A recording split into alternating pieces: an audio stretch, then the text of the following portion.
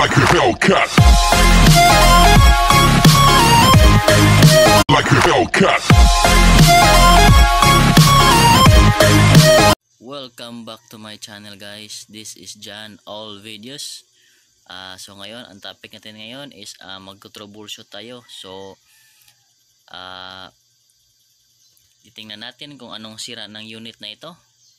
So simulan natin at para matingnan natin kung anong sira ng unit na ito, kasi hindi daw lumalamig. So dapat meron tayong clamp tester. So isi-set natin sa amperes. So yan. So mas mabuting meron tayong clamp tester kasi para madali malaman natin kung anong mga problema ng unit or yung sa mga aircon. So yan. Mas mabuting meron tayong clamp tester. So ipa-plug na natin at papanda rin natin. So yan, naka-plug na at wala tayong knob sa kabila, so hindi na natin ma-on. So tatanggalin natin itong knob sa kabila at ilalagay natin sa selector switch. So kahit hindi mo nagalawin itong thermostat is okay lang yan kasi naka-on na siya. So nakaset na siya kung ilan yung temperature. So tanggalin na natin yung knobs nya. So yan, ganito lang ang pagtanggal at ilagay natin sa kabila sa selector switch. So yan, so nakaset siya ng off. So ifa-fan natin, i-set natin ng fan kung meron ba siyang hangin or wala. So iuna natin. So yung amperahe niya is 1.7. so titingnan natin. So yung fan motor niya is hindi gumagalaw, hindi nagro-rotate. So i-rotate natin. So yan, hindi pa rin nagro-rotate. So papandalin natin yung compressor. So i-quiet cool natin kung umaandar ba. So yun, 443 amperes. So hindi talaga umaandar yung compressor kasi mataas yung amperahe niya. So yung amperes nito is 8 amperes lang. So kapag ganun, ang posibleng sira nito is yung kapasitor. So 100% posible sira yung kapasitor niya. So mas mabuti titingnan natin kung sira ba nga. So meron itong mga screw sa gilid. So yan, so i-cut ko man ang video na ito. So ito na, natanggal ko na yung mga tatlong screw do sa gilid. So dito isa, dalawa, tatlo. So yan, natanggal ko ng mga screw. So itong thermostat sa gilid is yung thermostat niya, tatanggalin natin. So yan, tanggal na. At tatanggalin natin yung kanyang circuit board or yung kanyang panel box. So yan, tatanggalin natin yung lowers niya. So ilagay natin sa taas yung lowers. So yan, ito yung panel box ng unit. So yan, meron itong dalawang screw sa isigilid niya. So yan, tatanggalin natin yan para matingnan natin yung loob niya. So ito, tatanggalin ko na yung dalawang screw niya. So yan, yung sa kabila din tanggalin natin. So yan, natanggal na natin yung dalawang screw. So yan, tanggalin natin. Yan. At tingnan natin yung loob. At pupunta na tayo dito sa kapasitor niya. Titingnan natin yung kapasitor. So itong parang sardinas na ito, itong parang aluminum or steel, parang sardinas yung forma niya. So ito yung kapasitor. So titingnan natin yan. So ito yung kapasitor niya, parang sardinas. So tatanggalin natin yan para ma-check natin. So meron itong screw sa gilid. So dito yung screw niya. At yan, tatanggalin natin. O yan. So yan, natanggalan ng screw. So tatanggalin natin yung mga wiring nya. So ito yung mga wire nya, tatanggalin natin yan. So tatanggalin natin yung kapasitor para madaling matanggal yung kanyang mga wire, mga wirings. So yan, tanggalin natin. So yung kanyang pinakaibaba is parang mabilog na siya.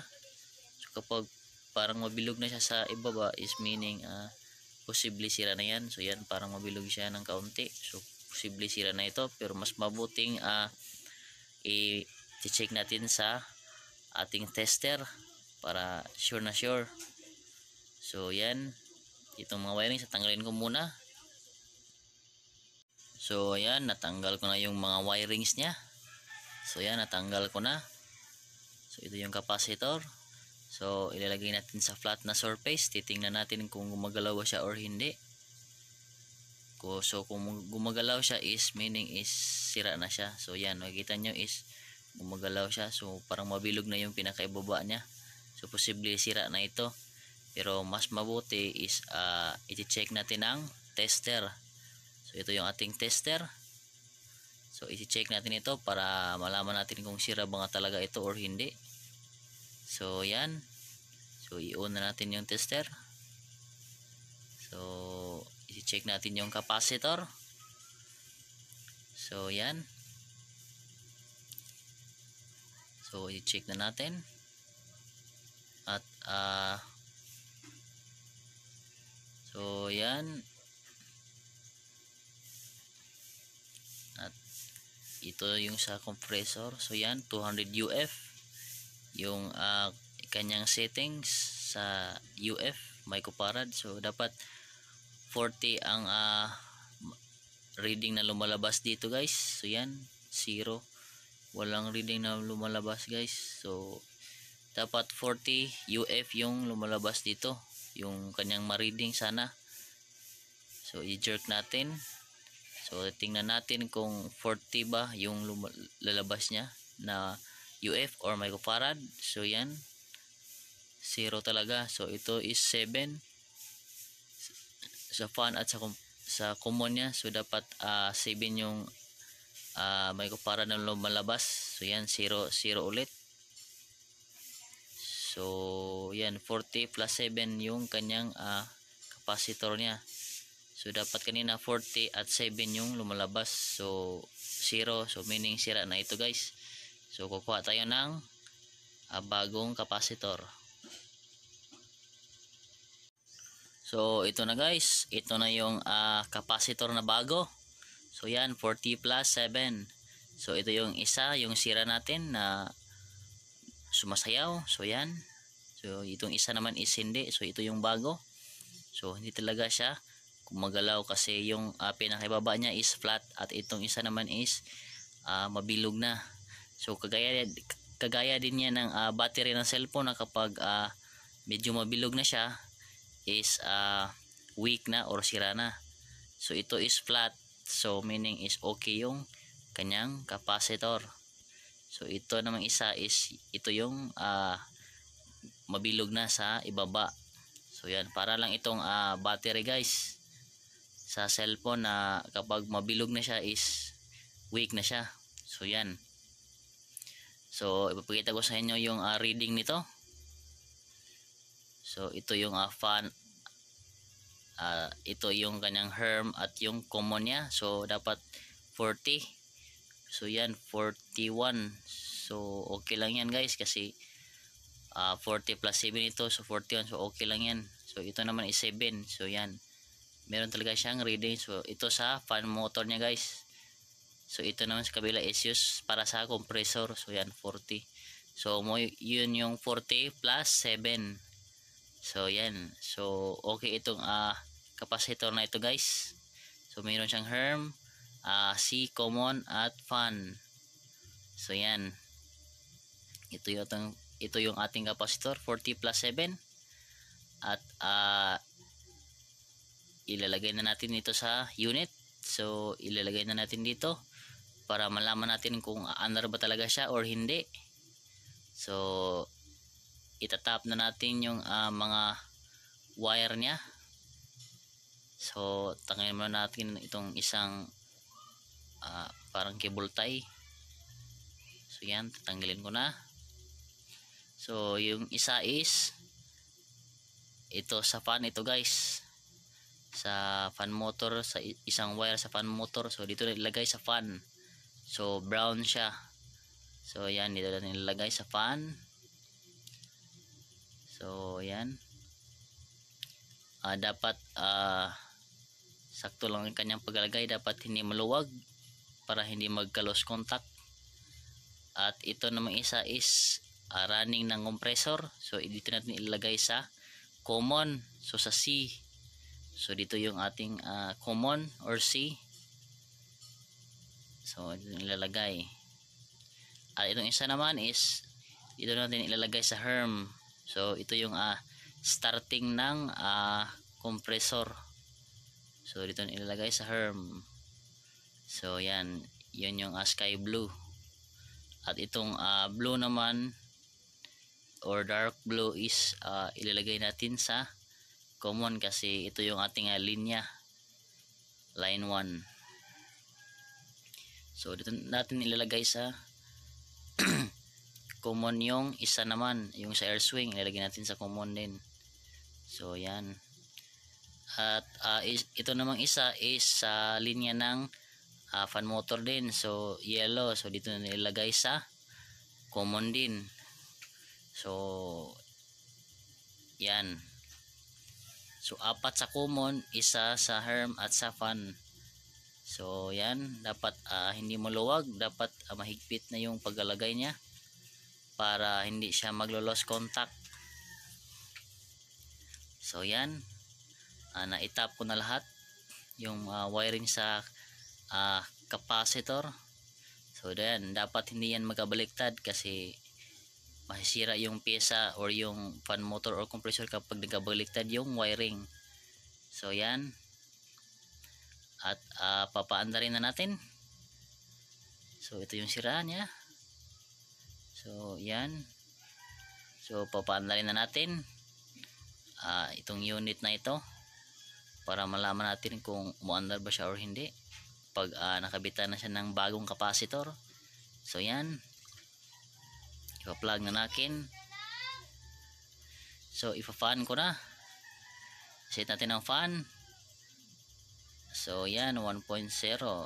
So yun, umaandar na yung fan motor niya. So kung makikita nyo is umaandar na siya ng malakas at mabilis. So yan, so yung hangin niya is malakas na malakas na ang buga ng hangin. So yun, umaandar na yung fan motor niya. So yan. So ito yung scotch tape natin para malaman natin na mayroong hangin na lumalabas. So yan, mayroong hangin na lumalabas na malakas. So yan. At papaandalin na natin yung compressor. So i-quiet call natin. Papaandalin natin yung compressor kung aandar ba siya or hindi. So papaandalin natin. So yan. So yung ampere niya is 6 point something. So yan, umaandar na yung compressor niya. So ang amperahe niya is 8.4. So yan, tataas din yun, 8.4. So yun yung amperes niya. So tataas din yan. So titingnan natin sa gilid kung naghihilo ba siya or hindi.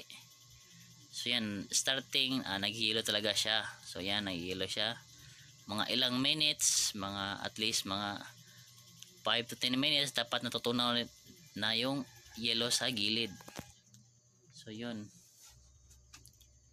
dapat natutunaw na yung yellow sa gilid mga 5 to 10 minutes, at least 5 minutes or 10 minutes. So yan, hintayin natin ng ilang minutes or segundo kung matutunaw ba siya or hindi.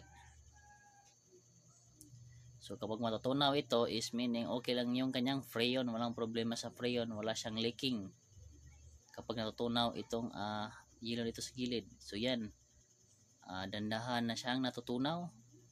So nakita nyo, dandahan na siyang natutunaw yung yellow niya sa gilid. So yan, so meaning yung freon niya is walang problema. So okay yung kanyang freon. So yung kanyang lamig is okay din, walang problema kasi natutunaw yun yung yellow. So yun lang yung problema nito guys. So kapag naka-encounter kayo nito na hindi umaandar yung fan motor at compressor, at nakita nyo na merong amperize sa clamp tester, so yun yung capacitor lang yung problema yan. So yun lang guys, yun lang ang topic natin ngayon. So don't forget to subscribe, share, comment and like.